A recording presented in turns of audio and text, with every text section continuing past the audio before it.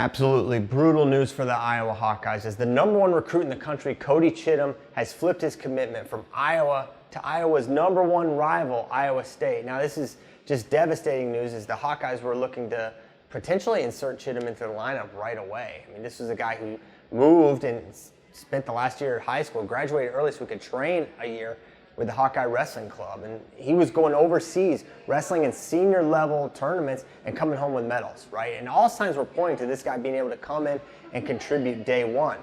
But what's going to make this an even tougher pill to swallow are the reasons Cody Chittum has changed his mind and flipped from Iowa to Iowa State. And he did an interview with Cody Goodwin of the Des Moines Register where he said he loved Iowa, he loved the team, he was cried leaving, right? It was a really tough decision for him. But ultimately, the affiliation and the recruitment of Anthony Ferrari led Cody to say, hey, this place is not for me. Now you're saying, well, what does that have to do with anything? Well, a lot of people may not know, but Cody and Anthony were teammates in high school at Blair Academy. And without getting into all the details there, which Cody didn't divulge any of them either, but that was not a good relationship at all, right? It did not go well. And for that reason, Cody said, hey, I don't know if I want to spend my entire career teammates with Anthony Ferrari. And, Iowa's, Anthony's potentially coming there. He's committed there. They're pursuing Angelo Ferrari, the younger brother. And, Cody Chittum said, hey, maybe this is not for me after all, and made the decision to go to Iowa State. And what makes it, maybe triply difficult for Iowa to have to deal with is the fact that he is just the epitome of what an Iowa style looks like, right? It's that hard, vicious hand fighting, ridiculous pace, incredible strength. Like, that's Cody Chittum. Not to mention, Cody Chittum is just, by all accounts, and in some of my own personal experience, just a great kid, a respectful kid, very hard worker, someone you definitely want around your program. And now he's gone. And where does he go?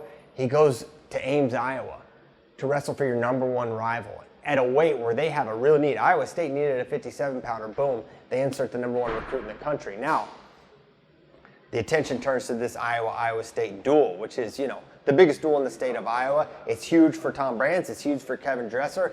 The hype every single year seems to get bigger, bigger, and bigger as Iowa State attempts to inch closer and do something that no coach during Tom Brands' tenure has been able to do, which is beat Iowa. Iowa State has not beaten Iowa since Tom Brands has been with the Hawkeyes, and it's been one-sided for the Hawks for years. And the Cyclones are trying to knock them off the top of the mountain, and it's going to be tough to do. But now, you take away Iowa's likely starting 57-pounder, you put them on your team, and things get really interesting. Because let's look at these lineups, right? Spencer Lee is gone, okay? Last year, they had Spencer Lee at this duel. They won 18-15. They got a major at 157. Now, there's other variables, there's other dynamics, but take out Spencer, you're not likely to get a major at 157. In fact, there's a good chance Cody Chittum beats your guy, Kobe Seabrick, right? I think the plan was, if Cody Chittum was to remain at Iowa, he was going to go 157, Seabrick was going to cut down, right? Well, now Seabrick's going to stay up at 157. You got Victor Voinovich transferring in to the University of Iowa. And this is going to be an extremely, extremely competitive duel yet again, right? They've been right there to do it. It's going to be at Ames, I believe, this year. And you lose a guy in Cody Chittum that looked like he was going to be the guy, maybe the face of the program for the future. You've also got Gabe Arnold and Ben Keeter, but is he really going to wrestle? We know he's good enough to wrestle. I think he looks like a NCAA champion in wrestling. But this is a guy who,